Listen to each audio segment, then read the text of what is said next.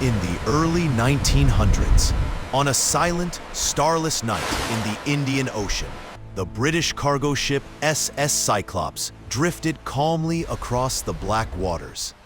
Lanterns glowed gently along its wooden deck.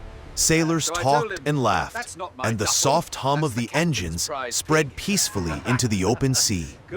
Everything appeared normal, yet beneath the calm surface, in the unseen trenches of the deep ocean, something ancient, older than human memory, was awakening. The ship glided unsuspectingly above a darkness that had slept for centuries. At exactly 2:30 a.m., Sailor John leaned over the railing and noticed an eerie glow beneath the water. It wasn't the dim shimmer of ordinary sea life. This light was brighter, swirling in strange patterns of blue and green, like giant rings of bioluminescent fire moving beneath the waves. The glow shifted rapidly, circling, expanding, contracting, as if something massive was rising. John froze, his breath catching in his throat as he realized the scale of what he was seeing. "Captain!" he yelled, stumbling back. "There's something huge down there!" Before anyone could react, the Cyclops jolted violently, as though a monstrous underwater creature had struck its hull. Crates crashed over, sailors slipped across the deck, and the entire ship groaned like a wounded animal struggling for survival. Deep below deck, the horror escalated. In the engine room, the temperature spiked suddenly by 20 degrees. Steam blasted out of pipes. The ship's gauges spun wildly before dying completely. Then, a sound unlike anything the sailors had ever heard shook the vessel. A deep, resonant growl that vibrated through the steel hull, so unnatural and enormous that it felt as if the ocean itself was speaking. The captain ordered full alert, but every instrument began to fail. The compass stopped. Radios turned to static.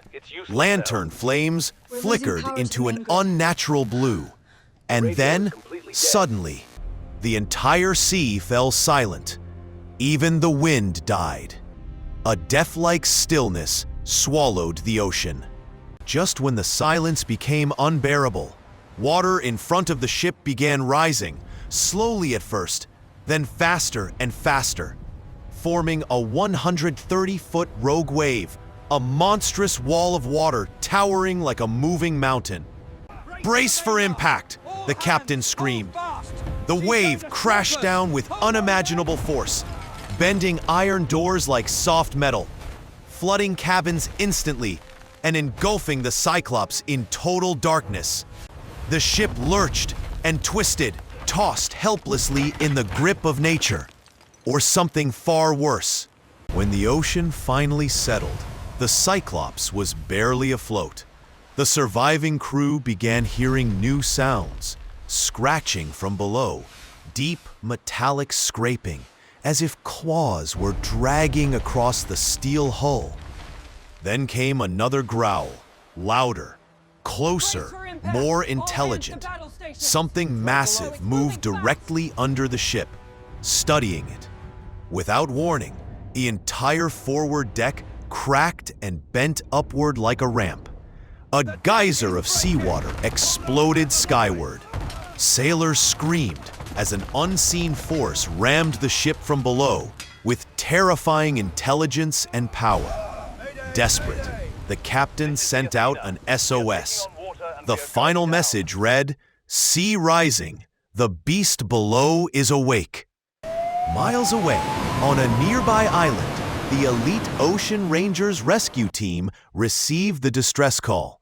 The team, Captain Adams, Dr. Alexander, Laura the deep sea navigator, and Griffin the sonar expert, immediately launched their advanced rescue vessel, Seabird X9, and sped toward the Cyclops location. But as they approached, the sea grew increasingly unnatural. Dead fish floated everywhere. Seabirds circled nervously. Strange whispering sounds rose from the depths, echoing like ancient voices that did not belong to any human world. Laura shivered and murmured, "This isn't just a storm. Something else is down there." When the rescue team finally reached the coordinates, they froze in horror. Half of the Cyclops was missing. The remaining half was bent upward, twisted like a giant had crushed it with raw force. No human voices, no movement, only a rhythmic thumping sound coming from the lower decks, as if something inside the wreck was still alive. The team boarded the ruins, navigating broken pathways and flooded rooms. Metal looked clawed, scratched, torn open. In the radio room, they discovered the ship's logbook, its last page smeared with water. It read, "We saw it. The glowing eyes, the shadow in the deep, wants us." Before they could process the message, the floor beneath them trembled. Something massive slammed into the underwater part of the wreck. Cracks split open. Water blasted in. "Back to the ship!" Captain Adams shouted. As they raced towards Seabird X9, Griffin screamed through the radio. "Captain, another wave is forming, twice the size." A 260-foot rogue wave rose behind them, blotting out the horizon like a living titan made of water. The crew jumped just in time as the wave obliterated what remained of the Cyclops, dragging the debris into the dark abyss as if pulled by invisible tentacles. They climbed aboard the Seabird X9, gasping for breath, but the nightmare wasn't over.